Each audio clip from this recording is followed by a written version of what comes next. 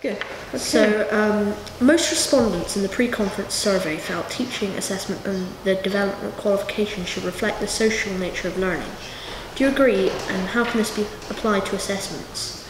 Well, I think it's very important that we do not only assess academic skills. Because you might have heard that one of the quotes said, to educate a person in mind and not in morals is to educate a menace to society. It's a very negative quote, but it was Theodore Roosevelt who said it, one of the US presidents. And I've always thought of that, because we place a lot of emphasis on academics, and that's very important to me. To do well in school, to go as far as you can. But even more importantly is a question of what kind of human beings are we? Now, they've always said, how do you assess these? And many school districts stay away from character development because they say we don't know how to assess it. It doesn't have to be assessed with a pencil and paper test. It can be assessed by the amount of volunteer work that you do.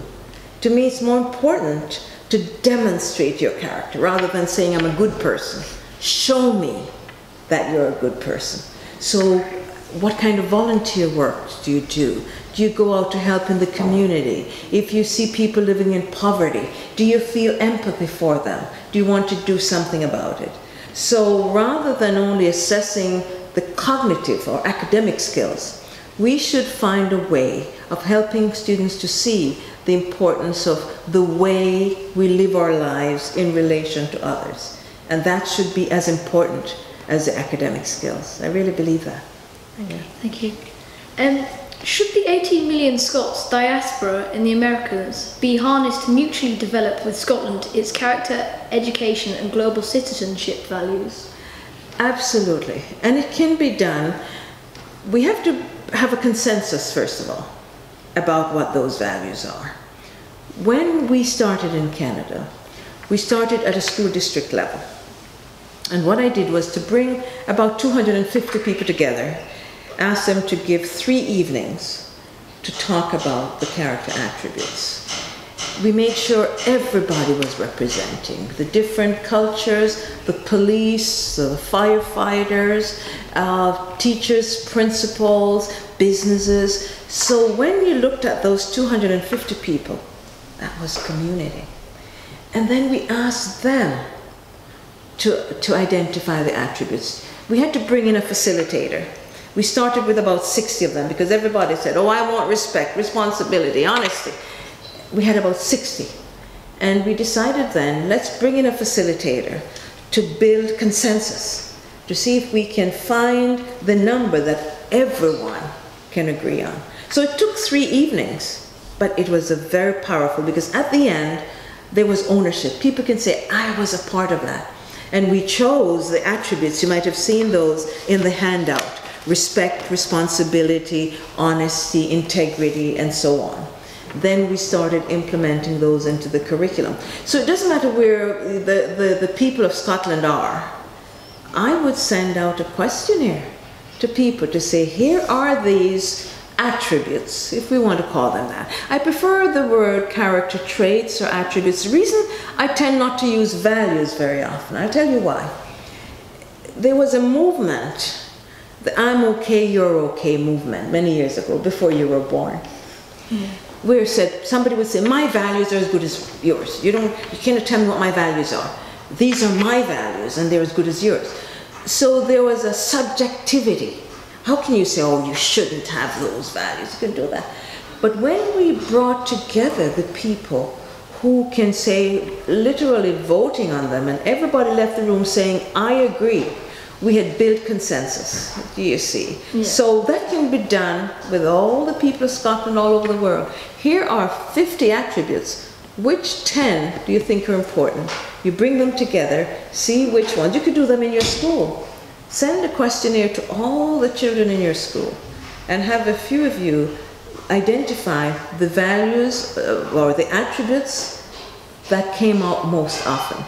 And you adopt those. So it was very important for us to, we called it finding common ground, rather than choosing it for people and expecting them to warm up to it. But after we had gone out through that process, everybody felt, I was a part of that.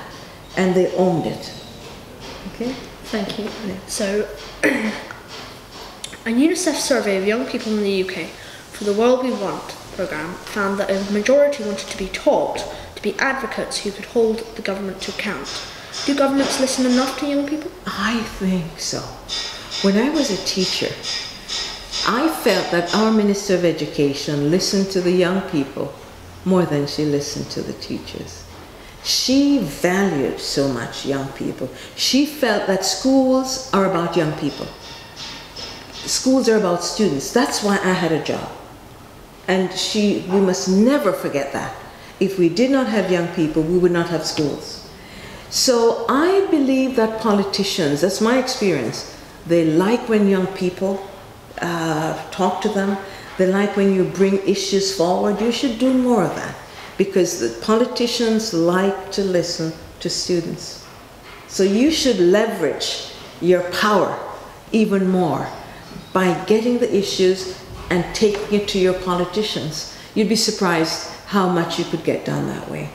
Politicians love to be photographed with students because they want to be sensitive about the future, and the future is about you. So you should really have confidence in the power that you have to bring about change. Scotland gave the vote to 16-year-olds in a referendum. Do you see that as a constructive development for evolving citizenship values? Absolutely. I have a lot of confidence in young people. I have found when I visit schools, you know, even if I were to meet prejudice, for example, as a black woman, I were to meet prejudice in the older communities, in the stores and so on. When I work with students, you never see that. Students have a way of taking you as you are in terms of how you treat them. And they are more open because they have had experiences with other children. They don't have many of the prejudices that older people have.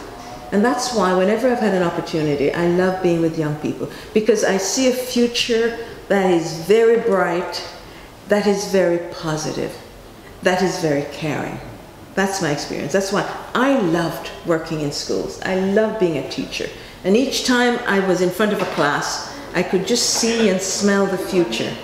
And it felt very positive. I was always optimistic when I'm with young people. Thank you. You have written that schools cannot control the background factors that can have an impact on student achievement, but they can control the factors in the school that can help all children achieve their potential. Do you think schools should not lobby over concerns about background factors such as community unemployment and education budgets? When I talked about background factors, well, you're well prepared. I commend you. Wow, you're good. When I talked about background factors, I meant more like race, gender, social class, and so on, because parents, education, and so on. What I meant was the schools cannot control that. It means that when students come to school, we should take them as they are, regardless of where they came from, whether they're rich or poor, and educate them. So that's what I meant by that. We cannot control background. The only thing we have control over is the quality of our teaching, how we treat our students, how we motivate them to do well, etc., which is a lot. So I think so many people fret about background. Oh, Avis, the parents don't do this and the parents don't do that. I have a saying that I used to say when I hear a lot about parents. I used to say, parents are sending us the best kids they have. They're not keeping the brighter ones at home. Do you see? So, in other words, let us as educators worry about the things over which we have control. Our teaching strategies, how we motivate students, how we create school cultures that they love and they want to be in school every day. Those are things we can control. We cannot control family situation and how poor or rich they are. We can control how we treat the poor or rich kids when they come to school. Do you see the difference? So when students are in front of us, let us think about what can we do here to create the best students, the best schools, the best results for them, and not just worry about who they are out there. because parents are sending us the best kids they have, and it's up to us to educate them. Thank you, thank you. You have both been wonderful. I can't believe it. I have one more question. That's so great. Wow. Did pupil voice play any significant part in the Ontario success? Absolutely. Whatever we did, we made sure that the students were involved. In about many years ago, the time is so long ago, I was on a Royal Commission on Learning, and we recommended that you should have students on every school board.